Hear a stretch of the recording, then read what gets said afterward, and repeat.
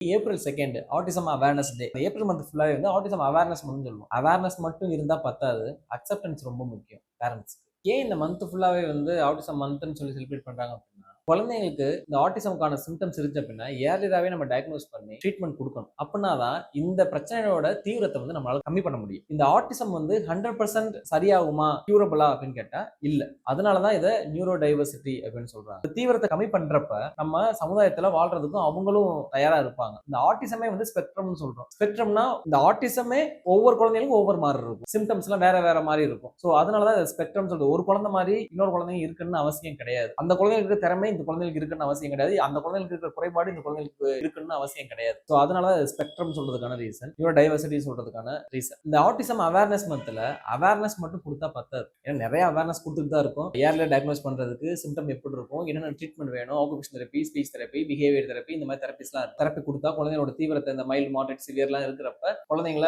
சிவியர்ல இருந்து மாடரேட்டுக்கோ இல்ல மாடரேட்ல இருந்து மைல்டு ஃபார்முக்கோ, மைல்டு ஃபார்மா இருந்துச்சு அப்படின்னா ஒரு நியர் டு நார்மல்ங்கிற ஒரு லெவலுக்கு நம்மளால கொண்டு வர முடியும். ஆனா இந்த அவேர்னஸ் மட்டும் பத்தாது. அக்செப்டன்ஸ் ரொம்ப முக்கியம். இந்த அக்செப்டன்ஸ் தான் வந்து நம்ம குழந்தைங்களை இன்னும் மேன்மேலும் குழந்தைங்களை நல்வழிப்படுத்துறதுக்கு இது ரொம்பவே முக்கியமான ஒரு விஷயமா இருக்கும். அக்செப்டன்ஸ் குழந்தைங்களை நம்ம வெளியே கூட்டு போகணும். சோஷியல் என்விரான்மெண்டல் அடாப்டேஷன்ங்கிறது வந்து ரொம்பவே முக்கியம். சொசைட்டிக்கு கூட்டு போறப்பதான் குழந்தைங்க அதுல இருந்து லேர்ன் பண்ணிக்குவாங்க. சப்போஸ் இந்த லேர்னிங்லாம் நடக்கல அப்படின்னா, நீ வெளியவே கூட்டு போல, இந்த லேர்னிங் நடக்கல அப்படின்னா குழந்தைங்க எப்படி இந்த அடாப்ட் பண்ணிக்குவாங்க, இந்த என்விரான்மெண்டல் அடாப்டேஷன் எப்படி உருவாகும்? ஃபர்ஸ்ட் அக்செப்ட் பண்ணுங்க. குழந்தைகளுக்கு ஆட்டிசம் இருக்கு அப்படிங்கறத அக்செப்ட் பண்ணிட்டோம் அப்படின்னா வெளியே நம்ம இந்த சொசைட்டியை பத்தி நம்ம கவலைப்பட மாட்டோம். இப்போ உங்க குழந்தைங்களை வந்து ஏன் பேசலன்னு கேக்குறாங்க, ஏன் உங்க குழந்தை வந்து இந்த மாதிரி கையாட்டுதுன்னு கேக்குறாங்க, ஏன் குழந்தை உங்க கண்ணை பார்த்து பேச மாட்டேங்குதுன்னு கேக்குறாங்க, நான் பேசினா திருப்பி பேச மாட்டேங்குது அப்படின்னு சொல்றாங்க அப்படின்னு சொல்லிட்டு ஒரு கவலையிலேயே நீங்க என்ன பண்றீங்க அப்படின்னா, நம்ம சொசைட்டிக்கு நீங்க வந்து குழந்தைய கூட்டு போகாம விட்டுறீங்க. அப்படியே அப்ப எப்படி குழந்தைங்க மத்தவங்க குழந்தைங்க கூட பழகுவாங்க? ரோட்டுக்கு கூட்டு போறப்ப சிக்னல்ஸ் இப்படிதான் இருக்கும். கிரீன் விழுந்தா நம்ம போகணும், ரெட் கலர் விழுந்தா ஸ்டாப் பண்ணி நம்ம நிக்கணும். இதெல்லாம் எப்படி தெரியும் குழந்தைங்களுக்கு? நம்ம லெஃப்ட் சைடு நடக்கணும்னு எப்படி தெரியும்? ஒரு நீங்க ஷாப்பிங் மால் கூட்டு போறீங்க, ஷாப்பிங் மால் கூட்டு போறப்ப எல்லா